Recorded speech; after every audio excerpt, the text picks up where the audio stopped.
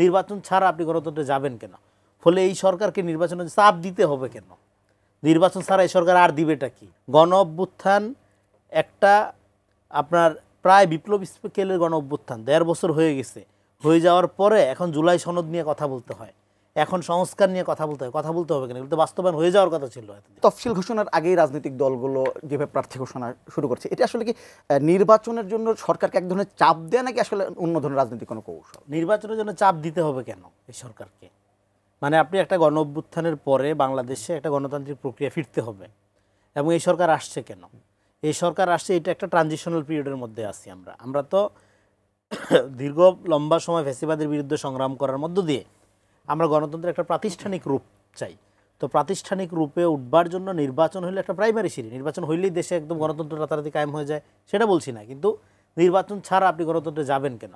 ফলে এই সরকারকে নির্বাচনে চাপ দিতে হবে কেন? নির্বাচন ছাড়া এই সরকার আর দিবেটা কি? আপনার নির্বাচনবিহীন ক্ষমতা হাসিনার মডেল, ভোটবিহীন ক্ষমতা হাসিনার মডেল। এটা আপনি যারে দিয়েই করেন, যত দক্ষ দিয়েই করেন, যত বিশ্ববরেণ্য লোক দিয়েই করেন।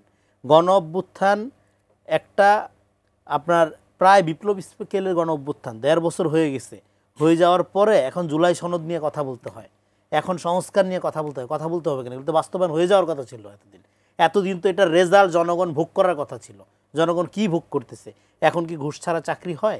জিনিসপত্রের দাম 3 দিন ভালো থাকে, 4 দিন খারাপ থাকে।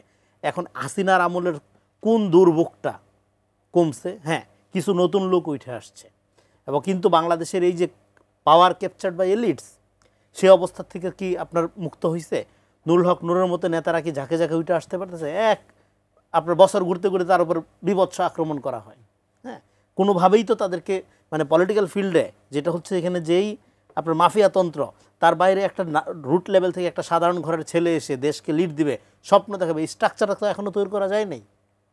গণ অভ্যুত্থানের ফলে কী হয়? গণ অভ্যুত্থানের ফলে আমরা জানি ক্ষমতা ফাংশন করে কীভাবে, টপ টু বটম, উপর থেকে নিচে।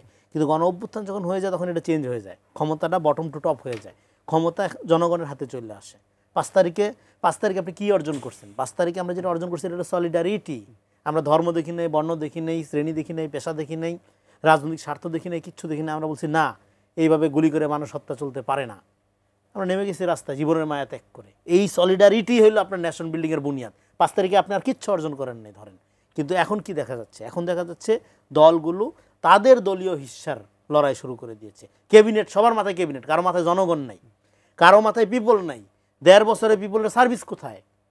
আপনারা যে গণ অভ্যুত্থানের দল, যে বিভিন্ন দল, বড় দল ছোট দল যাই হোক, হ্যাঁ, আপনারা এরকম একটা আমলাতান্ত্রিক জটিলতার মধ্যে ঢুকলেন কেন? আপনারা তো জনগণের সাথে ক্ষমতার সম্পর্ক স্থাপন হওয়ার কথা ছিল এতদিনে।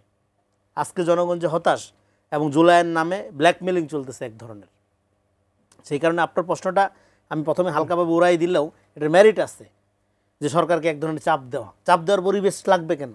উইলিংলি তো সবাই মিলে একটা নির্বাচনের দিকে আমরা যাব, সেই নির্বাচনের দিকে যাব যেখানে ক্ষমতার সাথে জনগণের সম্পর্ক স্থাপিত হয়। এবং গণ অভ্যুত্থানের পরে দেখেন এখানে আমি যেটা ছোটোবেলার থেকে বলতেছি, 100% বিরোধিতার রাজনীতি করা যাবে না, কারণ আপনার রাজনীতি বিকশিত করতে হবে। আওয়ামী লীগের কারণে কোনো দলের বিকাশ হয়নি। এখন বড় দল ছোট দল এগুলি করলে হবে নাকি? আপনার রাজনীতি বিকাশ করতে হবে। 1000 নুরুল হক নূরের মতো লিডার লাগবে, আমাদের দেশকে রিপ্রেজেন্ট করতে হবে। পলিটিক্যাল ভ্যাকুয়াম তৈরি হয়েছে, এখানে রাজনীতি সবচেয়ে ইম্পর্টেন্ট। রাজনীতি দরকার যেখানে, সেখানে আপনার 100% বিরোধিতার রাজনীতি করেন কিভাবে?